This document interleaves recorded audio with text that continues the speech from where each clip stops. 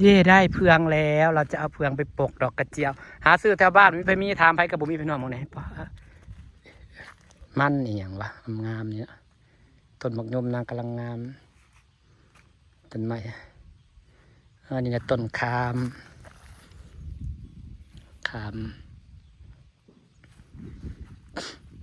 มีแม่มาหวานไว้เนี่ยเลยมันดินมันเป็นขี้ดินแข็งสิมันบ่งามเพียง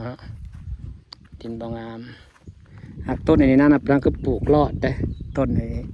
อันนี้นะต้นมะยงชิดเนี่ยคอยจะปลูก2 รอบก็บ่รอด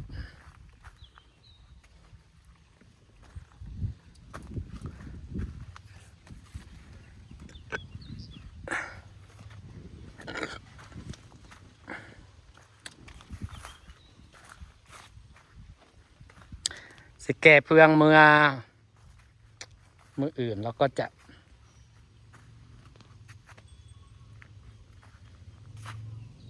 ต้นดอกนางก็งามต้นดอกพุด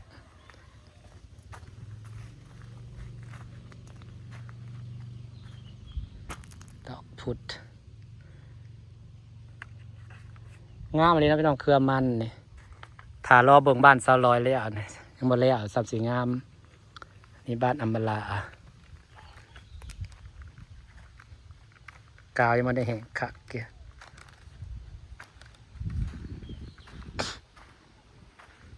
ฉันมันก็ดีได้เท่า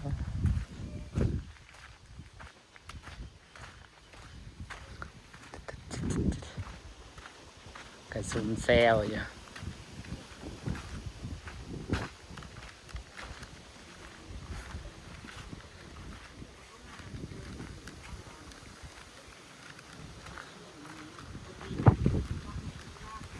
บันนี้7 สีทั้งเท่าก็มานะจ๊ะดอกบัวหน้าน่ะเริ่มเหี่ยวไปแล้ว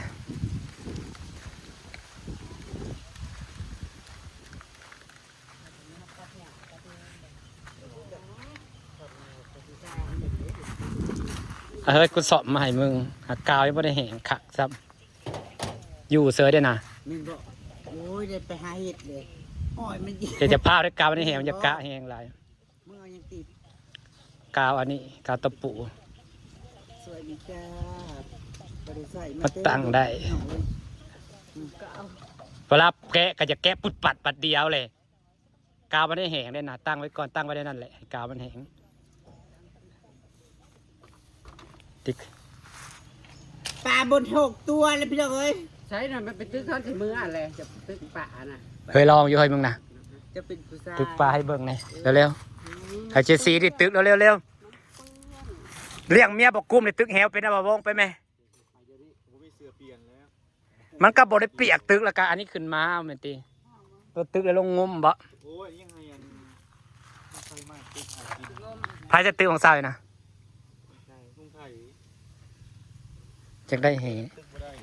แหนะคักเนาะแล้วตึกปลาอยู่หนองเด้บอกมันตะนางง่ายด้วยเฮ้ยแหในเฮือนน่ะมันแบบว่าตลอดไปแล้วตัวนี้ปลาตึกเขาตึกปลาตัวใหญ่ไม่ได้ตึกปลาตัวน้อยความหมายก็คือให้ปลาตัวน้อยรอดนั่นแล้วให้ตัวน้อยรอดจะให้ตัวใหญ่เลยค่ะปลาอยู่น้องนั่นขัดตึกแหน้อยนั่นนั่งปดอีกประมาณโตคือกลับไว้เถอะมาตัดหญ้าพอดีเลยติงานกันสิไปหาพวกเอาเพืองอย่างสีจะได้เมื่อแล้ว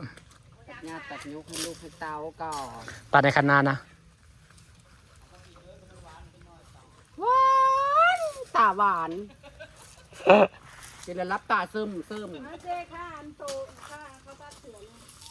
เขาตัดตัวนี้ค่ะเพ่ได้ตัวเช่าให้นะค่ะเพ่ค่าตัดเลยค่าตัดมาเลยนะค่าแพ้เท่าใดค่าตัดเท่าใดค่าตัด80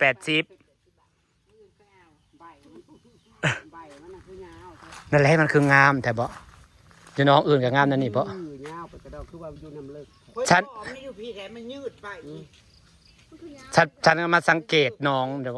แต่ก่อนมันเคยสังเกตบัวได้จักเถื่อสังเกตมันงามมันนะเนาะคือว่างามมันนะ ก็เกลือด้วยบาดเจ็บ มันเพื่อยเงาจะพูดในโมเมนต์คันเอาลาบมันคือมันจริงโมเมนต์2-3 เมตรผมบอกที่จริงน้ำอมรานมันเลิกกันบักเลิกนึงได้ แต่ว่าแล้วหากมันยืดมาแล้ว มันเป็นยังยืนออกมาข่างอีกอยู่งามโพดได้ไปถิ่มลงหนองเด้หักสันนันนองสันนปลาลายปลาก็สิกินเบิดแต่ละ อันนี้มันบ่กินบ่จักต้นหลวง จังว่าอยู่หักปลาอมาลาคือบ่เห็นกลิ่นซะเนย แล้วมันบ่กิน อยู่น้องลุ่มมันหลายปะวะหัวบัวนี่ โอ้ยมึงคิดว่าได้สมมตินี่น้ำเรียกจะพังแล้ว บ่ผู้ใดให้น้ำบกก่อนย่ำแรงผู้ใด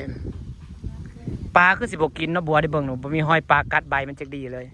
แต่ป่านี่เฮ้ยป่ามันแก่น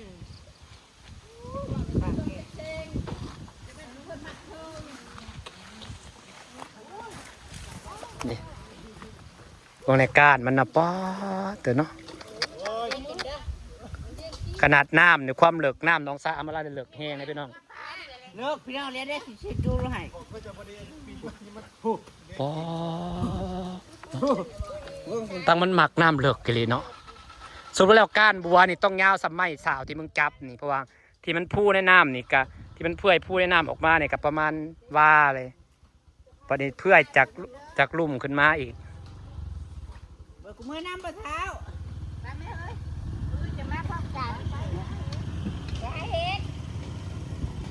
ไปเด็กไปหาเห็ดแท้ ทางตรงมึงน่ะน้ำยังบอกว่าเดี๋ยวนี้ อ๋อแต่มันออกเป็นบางบอน เนาะเป็นมองๆไปเพื่อนนี่แหละเพราะประกันนั่นแหละ ไปแล้วบางทีไปกระเทินไปบ่ได้ว่าอยากพาไปมันเมื่อยมันก็เห็นอยู่โคกบ้านกูมันโคกในน้อยย่างหอบที่หักหมูใหญ่เด้อเฮ้ยคันได้นะถ้าเขาได้นะหมูใหญ่ ถ้าได้คือมือใหญ่เนาะ แม่กันพ่อแล้วคือหมูใหญ่เขาได้มือก่อนนั่น2 หมูน่ะ2 กัน 3เลย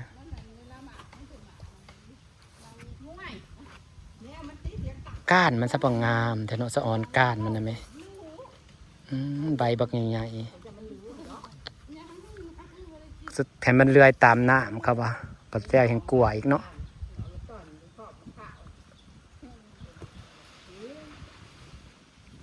เนี่ยใครอันเล่าอันนี้กระตือก็เลยสะมาไว้มองเดียวกันดิ แมนงามกับงามไปเรียรอ พอมันเหงาเดียวช่องเหงาพี่น้องเราย่ำเอาดอกมันก็เอาแค่เอาดอกเดียวช่องดอก มันออกในเหงามันจะสื่อหักใบน่ะหลาย ใบลายนี่ก็สิดีย่ำแรกเนาะ ปลาสิบ่ฮ้อน ดีแล้วปลูกบัวลายนี่นะเพราะว่าน้ำเขาหากใครดอกน้ำมันเลิกกว่านี้แล้วน้ำเลิกทั่วปีสิงามอยู่ที่ถากินทั่วปีอำมาลานี่แหละเพราะมันเป็นดินถมดินนั่นนี่ฉะนั้นมันขึ้นนี่ก็งามได้ทั่วปีในเหงาเดียว2 เหงาก็ซ้ำสิกินแล้วไปเนาะ เมนเวลามันแตกเนาะ ใบมันยาวเครือมันยาวเป็นแผ่นเหมาะกับการเห็ดซุ่มนี่นี่เอาเห็ดเป็นเห็ดเป็นห่าน เดี๋ยวเฮ็ดเป็นห่านกันตัดใหม่ไปแล้ว เบิ่งบักหุ่งก็ต้องเป็นตัวผู้หรือตัวแม่ถ้าเป็นตัวผู้เลยตัดรถ มีเรียกเป็นตัวแม่ยกว่า เขาแค่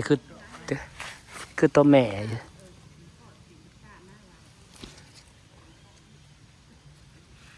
ตัวผู้ลายกันทำบริตอนแล้วมันจะเป็นตัวผู้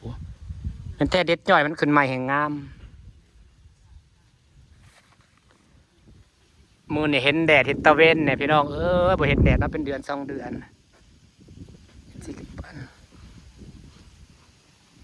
เฮ้ยมันคือบ่เป็นหมากบ่เฮ้ยหมากกระเจี๊ยบนะเฮ้ย เนาะ ต้นหรือว่ายังมาทอดยามันบ่ มันหกซื่อ ยังมาทอดยามันบ่ ๆ หรือว่า เกี่ยวเขาพุ่น เรื่องมันในหอดยามันบ่วะในเฮือนข่อยตอนนั้นต้นเดียวนั่นเอามาลาไปเอานะพี่น้อง เนาะ โอ้ยเป็นพืชที่ปลูกแล้วมันงามปลูกง่าย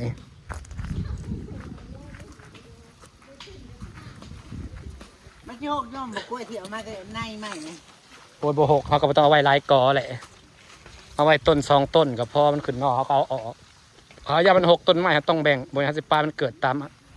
อันนี้ว่ามันย่ำบ่เป็นหมากเนาะ เอาออก มันหกแบบนี้ มันงามต้นไม้แนวอื่น มึงงามสิดา มันหลายอยู่ต้นจุดเตียบน้องมีอยู่ทั่วทีบ เนาะไม่ใช่ตัดถิ่มซะ แม่นผู้อยู่ข้างเฮือนเอาไปทะเลเกาะมันกินบริบทเด้อมันเป็นหมา เรียกเขามีโครงการให้ปลูกกระเทียมขายได้ บ่ไปถ้าปลูกง่ายแต่ดูแลง่ายเนาะบ้าบ่ยังดินทมไม่ว่ามันถ้าสังเกตเบิ่งน่ะมันเป็นพืชที่ดูแลง่ายได้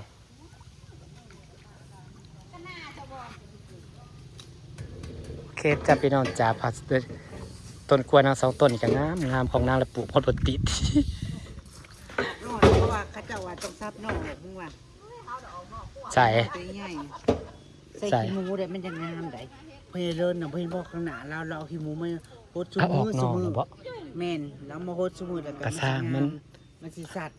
เอาไว้จาก2ต้น คันมึงสิเอาเราสิเอาไว้ให้นี่นะ เอาไว้ อันนี้กล้วยสุกเขียว เอาไว้ เอาบาดมันขึ้นมาใช่นี่จะซาไปนะ แม่นได้ซ้ำที่มึงซับหน้าดอกไม้มานะพอดีงามเขาสิไปซื้อของเขายังบ่ได้ไปซื้อจักเทื่ออยู่ อยู่นี่เพิ่นไอ้เขตนั่นน่ะบ่เห็น จากได้พันธุ์ที่เคยซื้อนะมันกองกูกว่ามัน10 ตาแล้วก็ผัดมันเป็นบ่อนน้ำไหลไปครั้งนะครับผัดปลาให้มันเป็นขุมมันเด้น้ำค้างไหลแล้วมันเน่าสิไปขอซื้อมันเข้าใหม่มันเป็นกล้วยสุกเขียวใหญ่ๆนะเฮ้ยมันออกมันงามมันแบบกิน อันนี้บ่ฮู้เขียวใดมันให้ อันนี้หมูเอามาให้พี่น้องรอรุ่นว่าสิเป็นกล้วยแบบใด ก็สิได้ย้อนมื้อวันเกิดเนาะเพิ่นสาวมาให้ เป็นกล้วย2 ต้น